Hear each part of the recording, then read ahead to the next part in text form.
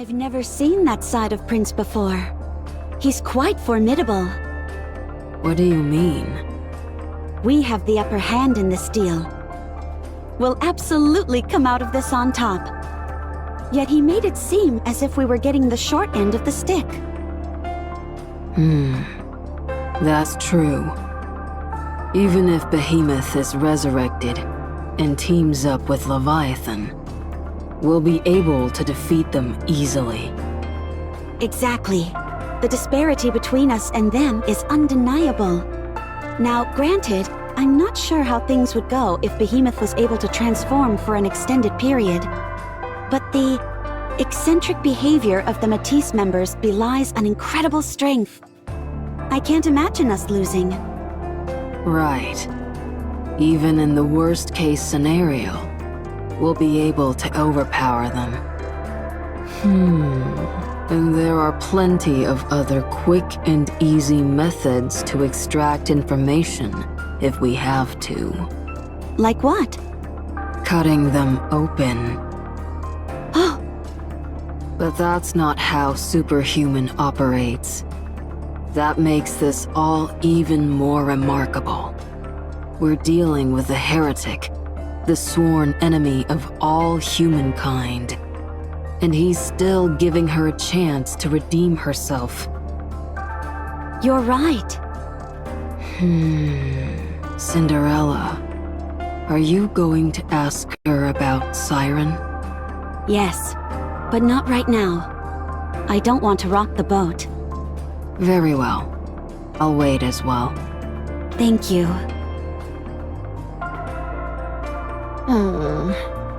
So, what's with the story with all that liquid covering your body? Does it change shape? Does that mean you can transform? Can I give it a spin?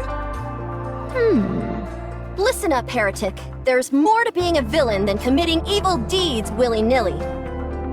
A villain must have convictions, and those convictions should actually be quite similar to a hero's, just achieved through different means.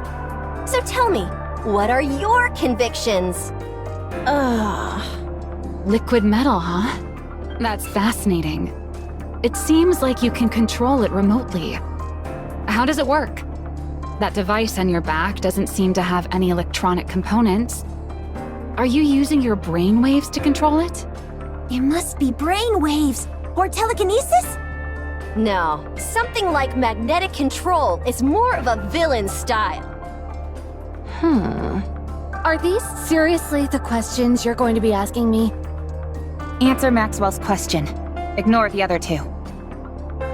Which one is Maxwell? Me! I'm Maxwell, so answer my question. And I'm Maxwell too, so answer mine. Both of you be quiet. I take it you're Maxwell. That's right.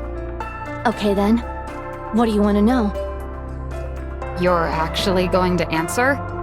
I have to if I want you all to help me get what I want. Of course, I can't guarantee whether or not I'll tell the truth.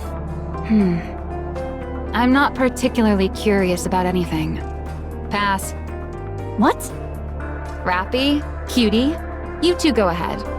You probably have more questions than I do. Thanks, Maxwell. Rappy, was it? I'll never forgive you for what you did to Behemoth. It's because of you that she... You nearly smashed my head to pieces. And I almost died because of Behemoth. We all wanted blood. I just won, that's all. What do you want to know? Do you think the commander and I look good together? What? Just kidding. Damn you! Don't play with me! What were you creating inside those eggs? Geez, talk about tonal whiplash. It's not so much that I was creating something. It's more like... How familiar are you with video games? They intrigue me, but I haven't played that many. You know gacha games? It's more along that concept. You mean, like a lottery? Somewhat. Yeah. You see all these eggs around us. If left alone, they grow larger and begin to emit light. Until one day, when it eventually hatches. The only thing is that the results are completely random. You never know what's going to come out. You saw and heard it for yourselves. All that racket with the calling signals. They seem like an amalgamation of raptures and NIKKEs. Really? Is that what you saw? Usually what hatches from those eggs are raptures through and through, albeit ones pieced together haphazardly from different materials. There's no common thread linking any of them. Are you the one who created these eggs? I guess you could say that if the environmental conditions are right, they form on their own. If you surround a core with dark matter, sometimes you get yourself one of these eggs. I conducted some experiments. Why are you speaking in the past tense? Because I'm not doing it anymore. I already got conclusive results. These eggs here are merely remnants of my old experiments. Isn't it obvious? To see if a heretic could be created. Yes. When subjected to a particular process, dark matter becomes something of a dissolving agent. If you put something into that new solution, all of the data is absorbed by the dark matter. So if, for example, you combine the data of aerial and subterranean raptures, you'll end up with a rapture that can fly and also burrow into the ground. Admittedly, it'll only lift about 2 centimeters off the ground and damn near shatter while attempting to burrow. But still. I discovered that different combinations of data could result in an entirely new creation. So if we're to take that logic one step further, if a core were to be encased in dark matter that contained the combined data of human imposters and raptures, and that became an egg, what would hatch from it? A fusion of a NIKKE and a rapture. A heretic. That's precisely what was running through my mind as I ran those experiments. I should clarify that while I did take out raptures, I didn't do the same for imposters. For them, I only scavenged broken or discarded parts from the dead. Is that the reason you targeted Cinderella?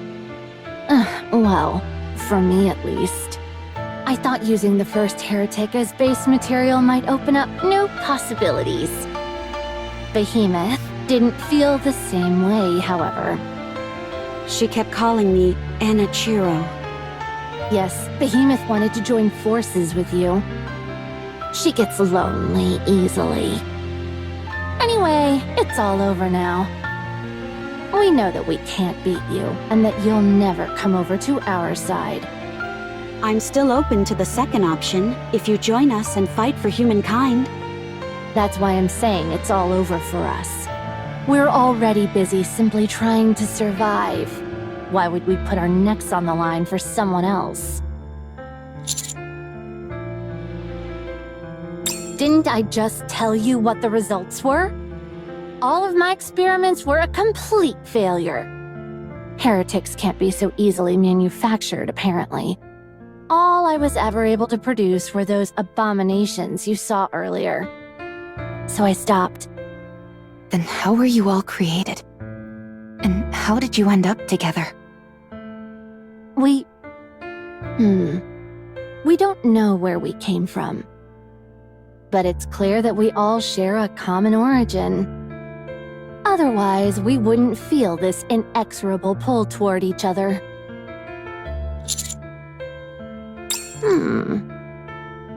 Family, you said. Maybe.